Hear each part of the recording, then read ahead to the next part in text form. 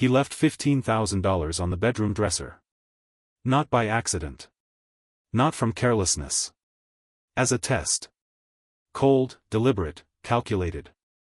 The same test he had set for every person who had ever worked inside his house over the past 12 years. Housekeepers, cooks, drivers, gardeners, personal assistants. Sooner or later, every single one of them had taken the money. Some took it on the first day. Some waited a week, even two, as though the waiting made it more justifiable. But they all took it eventually, every single one, and the man who watched them do it from behind a half-open door had built his entire understanding of human nature on those 12 years of evidence. Then the new cleaner walked into his bedroom in her worn uniform and her second-hand shoes, believing she was completely alone, and she did something so unexpected, so entirely outside the range of what he had prepared himself to witness, that the man standing in the shadow behind the door stopped breathing and did not move for a very long time. And what started as a trap became the beginning of a story that neither of them had seen coming. Stay with me. Welcome to Bishop Tales, where every week we bring you powerful, emotional, and unforgettable stories that stay with you long after the video ends. If you are new here, please subscribe right now and turn on your notifications so you never miss a story like this one. Drop a comment and tell us where you are watching from tonight. Are you in Nigeria, Ghana, the United Kingdom, the United States, Canada, South Africa, Jamaica, or somewhere else in this world? We love knowing where our family is. Now let us begin. Michael Osei was 41 years old and had more money than he would ever need and fewer people he trusted than he could count on one hand.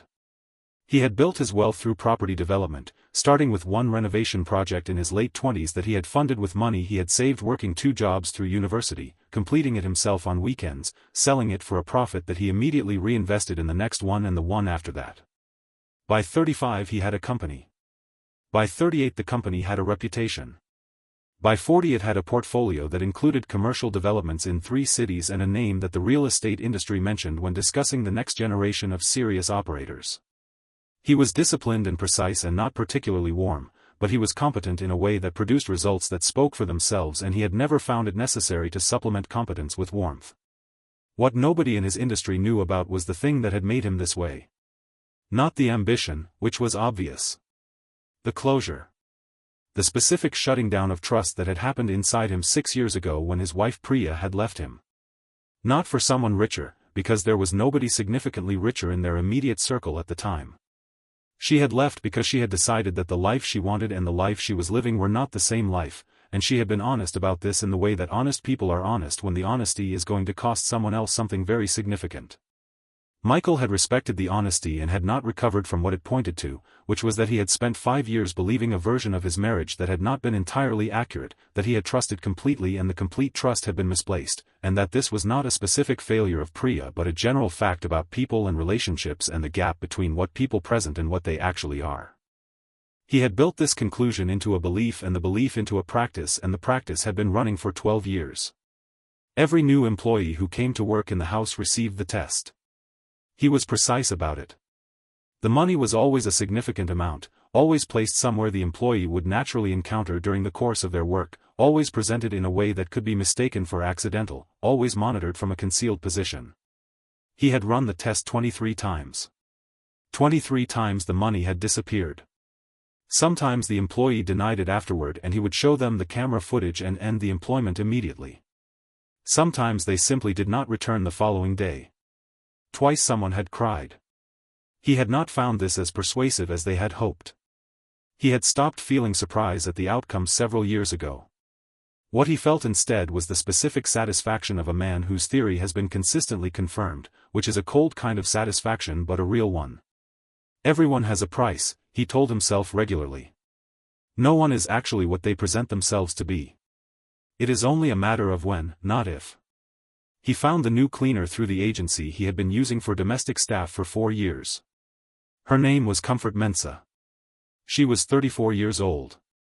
Her references were solid and simple: 3 previous employers, none of whom had anything negative to say, all of whom described her with the particular brevity of people who have found someone reliable and do not feel the need to elaborate on what reliable feels like because reliable speaks for itself. She had called to confirm the appointment the morning before, asked one practical question about where to park, and arrived 8 minutes early. Michael opened the door himself. She was standing on the step with a bag of cleaning supplies over one shoulder and a posture that said she was used to presenting herself at the doors of people who own things she would never own and had learned to do this without it costing her anything visible. She was wearing a uniform that was clean and pressed and had seen better days. Her shoes were the shoes of someone who had been on their feet for years and whose footwear reflected the economics of that reality.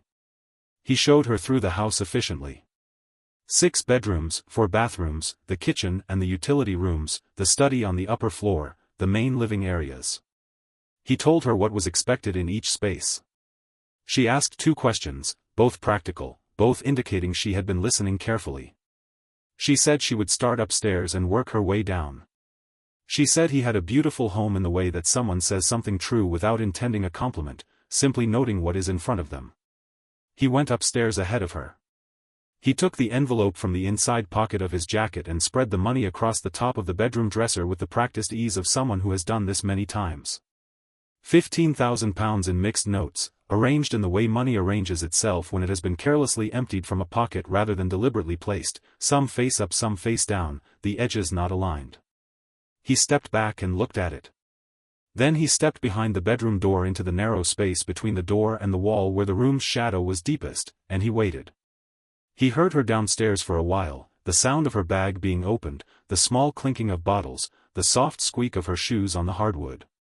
Then her footsteps on the stairs, steady and unhurried. Along the hallway. A pause outside the bedroom door. 2 seconds, maybe 3. Then the door swung inward and Comfort Mensah stepped into the room. She moved inside in the particular way of someone who assesses a space before they begin working it, not with greed or envy but with the professional attention of a person who is about to be responsible for the condition of something. She set her bag down by the door and reached in for her cloth. She straightened. And then she saw the money. She went completely still. The cloth hung loose in her fingers. Her eyes moved across the scattered bills slowly, cataloging rather than coveting, the way eyes move when they are trying to understand what they are looking at rather than reaching for it. She did not breathe for a moment.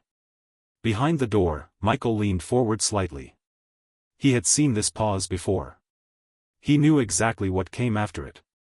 Comfort took one step toward the dresser. Then another. Michael's jaw tightened. And then she stopped.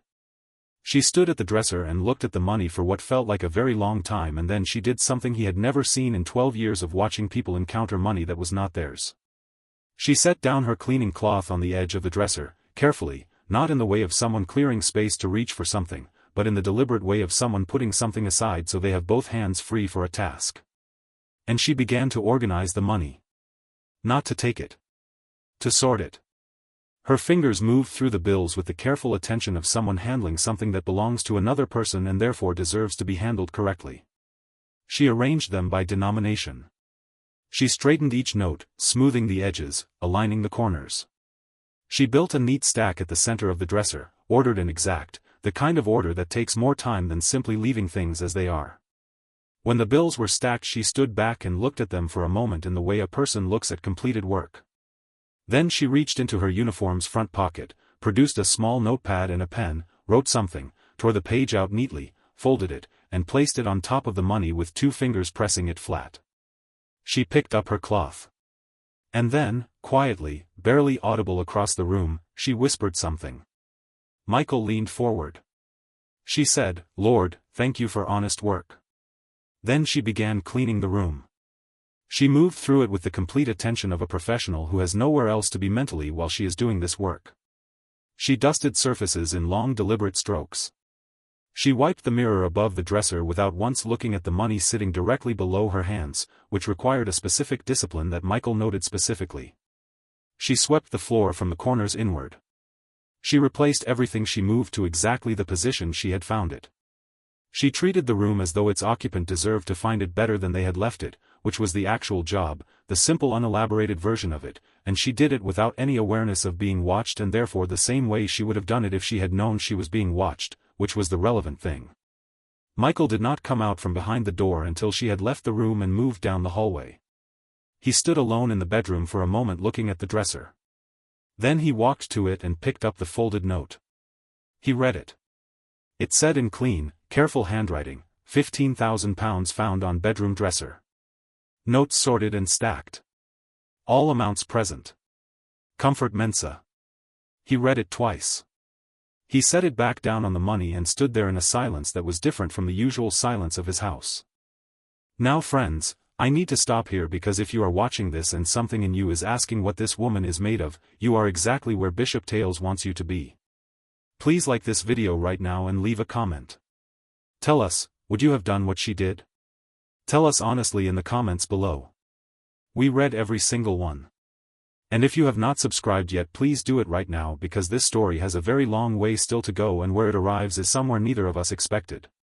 When Comfort came downstairs at the end of her shift, she found Michael at the kitchen table. He looked up.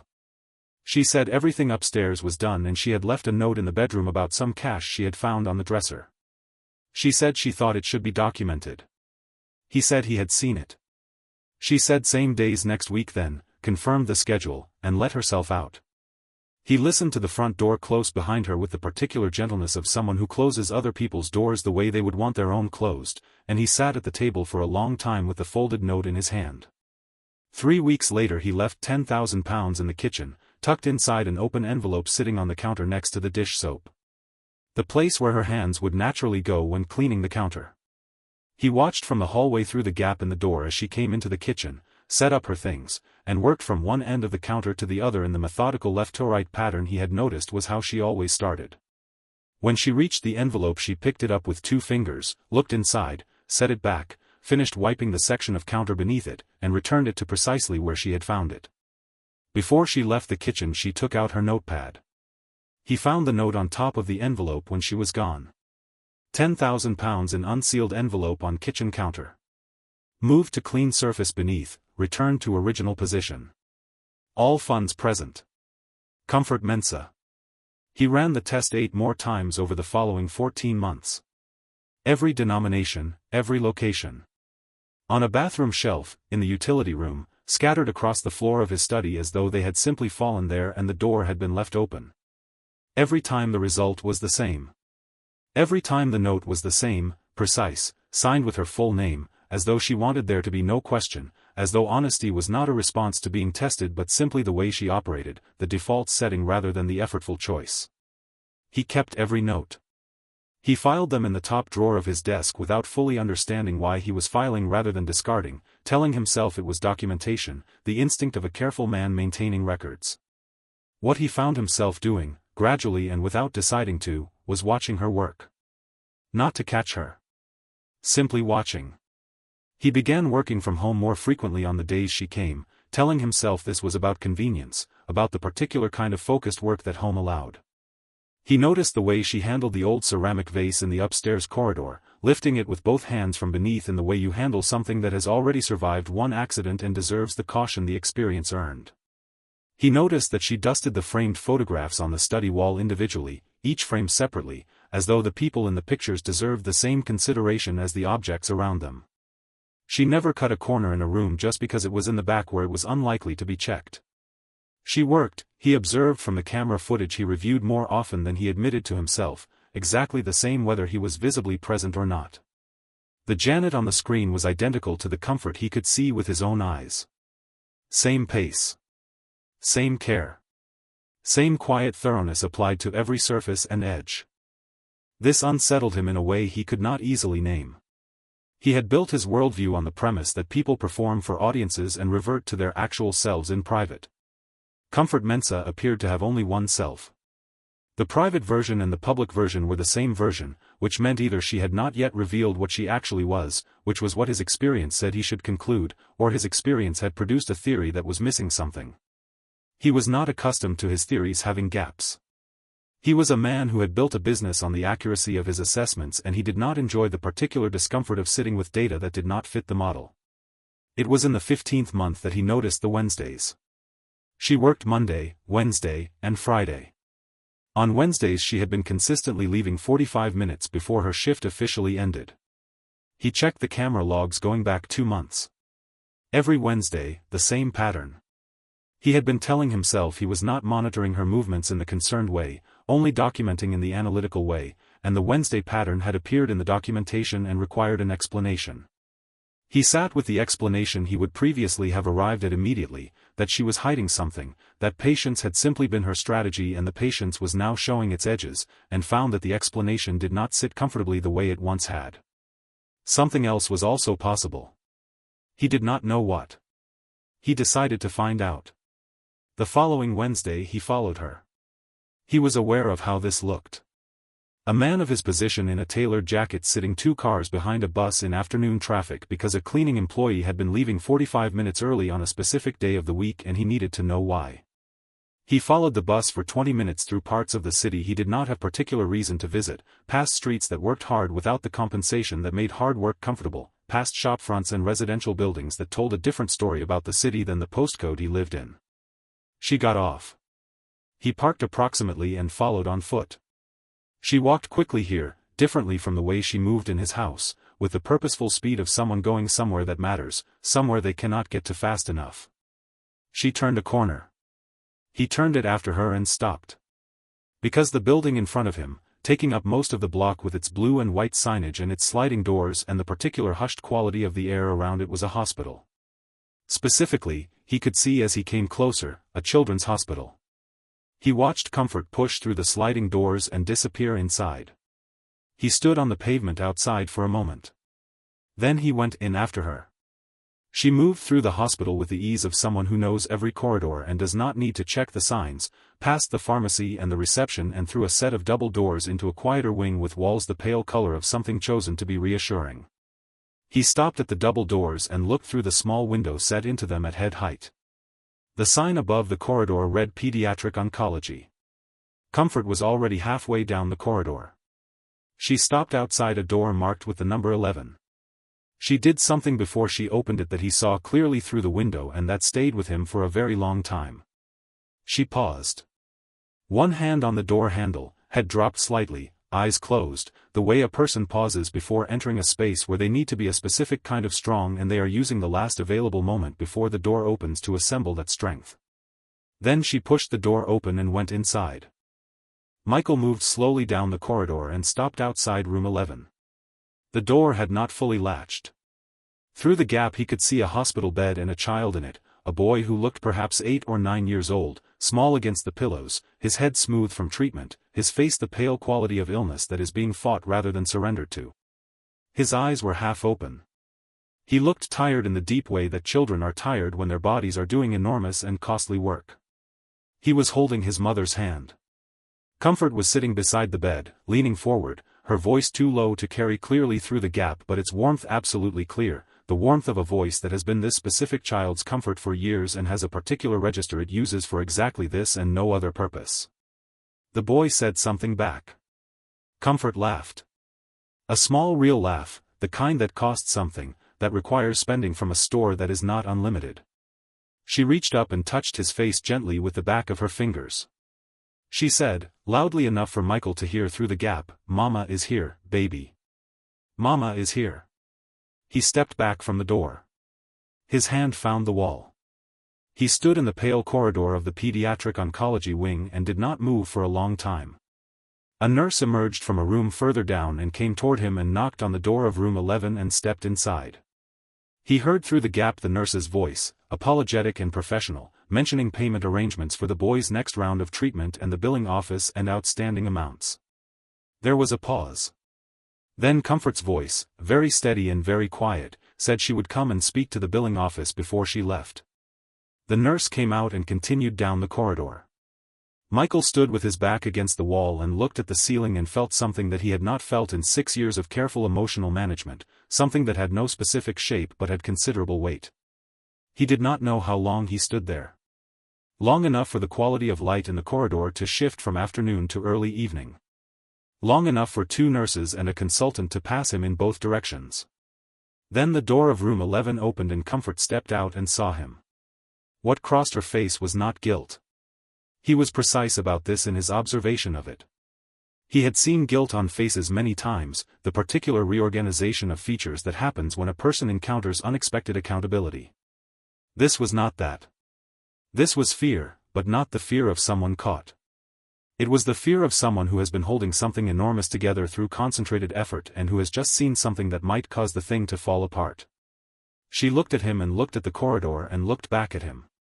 She said his name with the professional steadiness of someone who has decided what their face is going to do regardless of what they are actually feeling.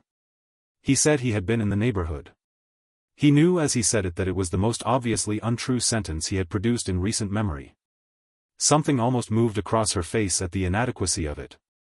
He said, "Could they talk?" She said yes.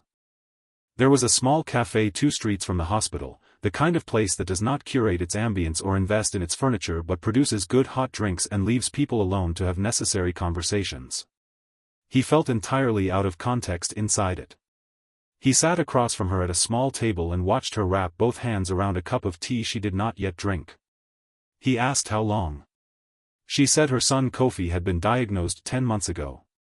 She said the word for what he had, the specific medical name of it, in the flat voice of someone who has said it so many times it has become a fact rather than a sentence. She said he was 9 years old. She said her husband Daniel had died 4 years ago, a sudden and early death from something the doctors said should have been detectable sooner and which had not been detected sooner, and she said this without a particular inflection because the processing of it had happened a long time ago and what remained was the fact of it rather than the fresh wound of it. She said Kofi was everything. She said this simply and it was the simplest and most complete sentence she said in the entire conversation. Michael asked about the treatment. She said the hospital had been as accommodating as it could be. She said there was a gap between what the coverage provided and what the treatment actually cost, and she named the gap, and Michael kept his face entirely neutral and calculated in the space of a second that the gap she had named was something he could resolve with a phone call and that this represented a smaller financial action than several he had taken in the previous month without a second thought. He asked why she had not said anything. He said she could have asked for more hours or in advance. She looked at him with an expression that had something in it that was not anger but was adjacent to it, the particular steadiness of a person who has thought carefully about their own dignity and has decided where the boundaries of it are. She said she came to his house to clean it. She said that was the arrangement and it was a good arrangement and her life was not a supplementary part of it. She said she had been raised to stand on her own and she knew what it looked like when people found out about a situation like hers, the shift in how they looked at her, the heaviness of being the object of someone else's sorrow. She said pity was a weight she could not carry in addition to everything else. She said if she started asking for mercy she might forget how to stand. Michael sat with those words. He sat with the full dimension of what he was looking at. A woman who had been alone in his bedroom with £15,000, in his kitchen with £10,000, in his bathroom and his study and his utility room with significant amounts every time, at every point in an unrelenting financial crisis that would have provided the most complete possible justification for any action she chose to take, and she had left notes. Signed notes. Organized the money first and then left notes, as if precision and accountability were not things she practiced when someone was watching but simply the way she was, the actual architecture of her character rather than a performance of it. He said he wanted to help with Kofi's treatment. The full outstanding amount. Whatever the gap was. She looked at him and the look had the quality of something complicated happening behind it, the dignity against the need, the independence against the reality, the pride against the exhaustion of fighting alone for 10 months with no sign of the fighting getting easier. She said she would pay every penny back. He said that was not necessary. She said it was necessary to her, and the way she said it told him she meant it in exactly the way she had meant every note she had ever left him, completely and without negotiation. He said all right. She looked at him for a moment longer. He held her gaze steadily. Something passed between them that was not dramatic but was real, the particular acknowledgement of two people who have just arrived at an honest place after a journey neither of them had predicted making. She picked up her tea and finally drank from it. He arranged it that evening. He called his financial advisor from the car outside the hospital. He directed a payment to the hospital billing department specifically for Kofi Mensah in the pediatric oncology unit, covering the complete outstanding amount and the projected cost of the remaining treatment at the highest available care level. He instructed the payment to be made anonymously. He did not attach his name to it. He had done many things in his professional life with his name clearly visible and this was not one of them. 4 days later Comfort called him. She never called him. The communication in their arrangement had always moved through the agency for anything formal and through brief professional exchanges for everything practical. Her name on his phone screen was therefore a specific thing, a thing that had not happened before and that meant the anonymous arrangement had been found out. He answered immediately. She said the hospital had called her that morning to inform her that Kofi's full treatment had been covered by an anonymous donation. She said she had sat with it for several hours. She said she believed it was him. He said why would she think that? She said because he was the only person in her life who was in a position to do it.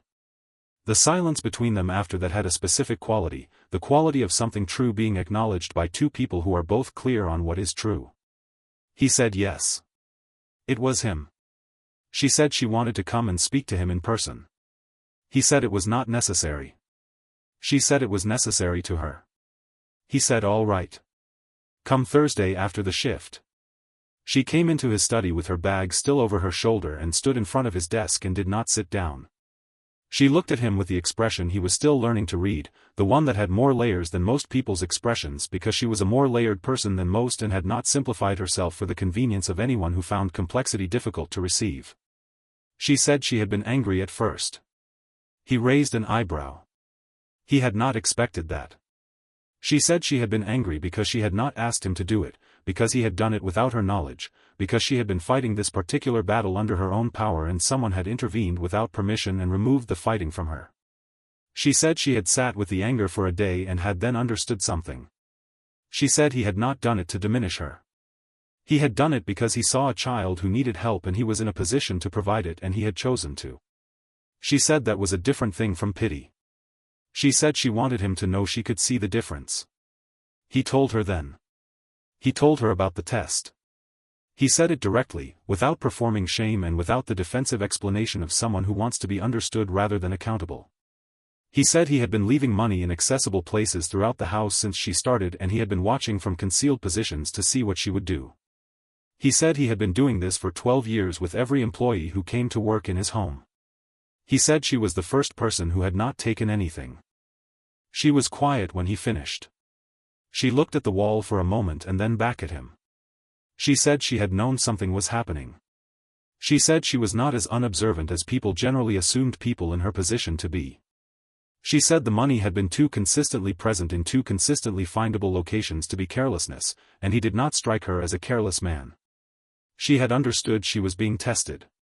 What she had decided was that the appropriate response to being tested was to be exactly what she was, because she was not prepared to be anything else for anyone's benefit including his. He told her the total amount he had left out over the months she had been with him. She looked at the number with the expression of someone who has just been shown how close they were standing to something they had not known was there. She said she would never have taken it. She said this not as a defense but as a simple statement of who she was, the same register in which she wrote the notes, the same register in which she had told him pity was something she could not carry. He said he knew. He said he had come to know it. He opened the desk drawer and showed her the notes. All of them, organized in the order she had written them. She looked at the stack of them and something moved across her face, something that had the quality of being seen rather than looked at. She said something then that he carried with him long afterward. She said she had worked in many houses and for many kinds of people. She said most of them had never truly seen her. She said she was the cleaning, not the person doing the cleaning, the task rather than the human performing it. She said he had watched her for months and she had known she was being watched and the watching had been for a wrong purpose but the watching itself had meant that someone in this house had registered her presence as a presence rather than a function and that was not a small thing to someone who spent most of her working life being a function. He sat with that for a long time. He changed things slowly after that. Not dramatically, not all at once. He called his household management service and restructured the employment terms for all domestic staff. Full health coverage. Living wages reviewed and corrected immediately for anyone below the threshold. He stopped setting the test. He cleared the camera footage he had been reviewing in the specific way of someone looking for evidence and stopped reviewing it that way. He kept the notes.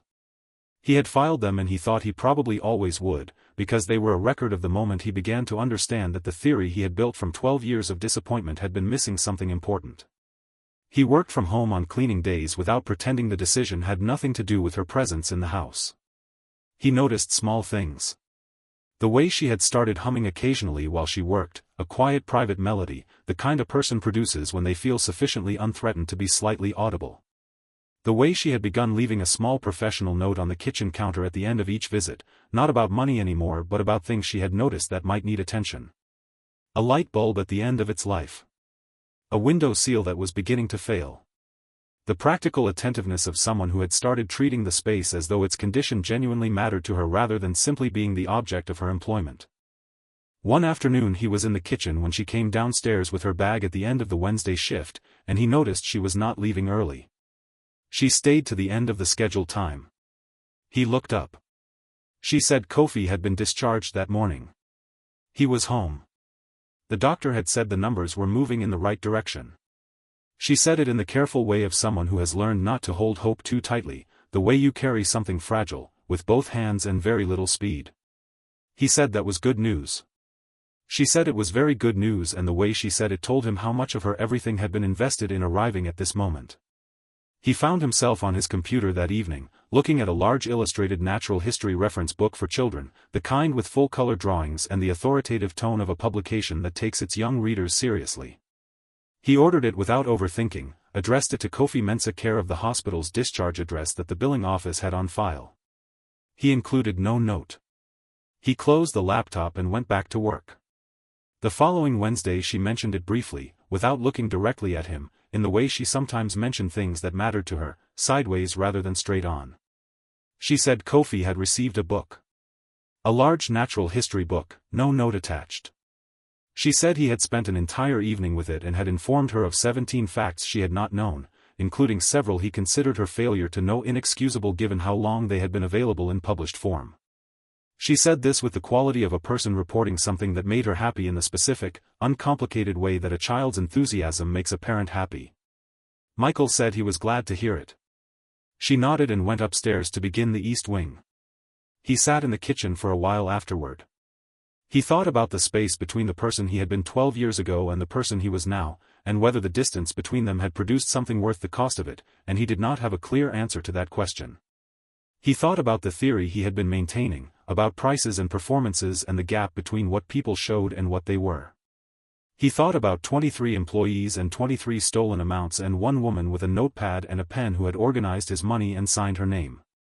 He thought about a boy at home with a natural history book asking his mother why she did not already know about the geological record of the Jurassic period. He thought about what it meant that for the first time in 12 years, a test had produced a result he had not known how to process. He thought about what she had said. That the appropriate response to being tested was to be exactly what she was. He thought about what it would mean to try that himself. Not the testing of other people. The other direction of it. Being exactly what he was. Whatever that turned out to be, once the careful management of it was set aside. Kofi visited on a Saturday afternoon in February. He came with Comfort, holding her hand through the gate and then releasing it to look at the house the way a child looks at something that exceeds the scale they were prepared for. He said it was very large. He said it with the frank and untroubled honesty of a child who has not learned to moderate his observations for the comfort of the person who owns the thing being observed. Michael said he supposed it was. Kofi said he had read about Norman manor houses and this was not a Norman manor house but it had some similar structural characteristics. He said this very seriously. Michael looked at Comfort. Comfort looked at the sky above the house. They sat in the study. Kofi brought the natural history book because, as he explained, there were several illustrations that had what he considered interpretive errors and he had been hoping to discuss them with someone who might be interested. Michael said he would like to hear about them. Kofi opened the book in his lap and began to explain, with the confident detail of someone who has thought carefully about his subject and is now sharing his findings with an audience he has decided is worth the effort. Michael listened to every word. He asked questions. Some of the questions were genuine, which surprised Kofi, who had expected to be humored rather than engaged, and the surprise produced a quality of pleasure in him that was visible and uncomplicated. Comfort sat on the small sofa near the bookcase and did not read the thing on her phone that she appeared to be reading. When they left, Kofi stopped at the front door and turned around with the directness of someone for whom social calibration is still being learned and does not yet fully override the impulse to simply say what is true. He said thank you for the book. He said he assumed it was Michael. He said he had figured it out because it was too perfectly chosen to be a coincidence, which he said with the specific gravity of a child making a deduction they are proud of. Michael said you are welcome, Kofi. Kofi nodded with the satisfaction of someone whose deduction has been confirmed and took his mother's hand and walked down the front path. Michael stood at his open door and watched them go. Comfort in her practical shoes and her straight back. Kofi in his coat, pointing at something across the street and explaining it to her as they walked. Both of them together, small against the long path and the gate and the city beyond it. He stood at the door until they went through the gate. Then he stood there a little longer, in the open air of a Saturday afternoon in February, watching the space they had occupied after they were gone. He had left £15,000 on a dresser as a trap. What he had caught was not what he expected to catch. What he had caught, standing behind a door watching a woman sort money that was not hers and whisper a prayer of gratitude for honest work, was the beginning of the understanding that the wall he had built from 12 years of evidence had one significant flaw. It had been built from the wrong evidence. Not false evidence. Real evidence about real people who had made real choices he could not forgive them for. But incomplete evidence. Evidence that had not included a woman with a notepad and a pen and a child in a hospital and a dignity that did not move when tested because it was not the kind of dignity that moves under pressure. It was the kind that simply is. He closed the front door. He went back to his study. He opened the desk drawer and looked at the stack of notes one more time. Then he closed the drawer and went back to work, which was what he did. But he sat a little differently in his chair. He had been a long time building walls. He thought perhaps he was beginning, slowly and without announcement, to build something else. If this story reached you tonight, please share it with someone who needs to hear it. Like this video and subscribe to Bishop Tales for powerful emotional stories every single week. Drop a comment and tell us where you are watching from, and tell us this. Has there been a moment in your life when someone proved to you that your belief about people was wrong? Tell us in the comments. We want to hear from you. There are many more stories coming to this channel and they go deeper than this one every time. Thank you for watching Bishop Tales. We will see you in the next story.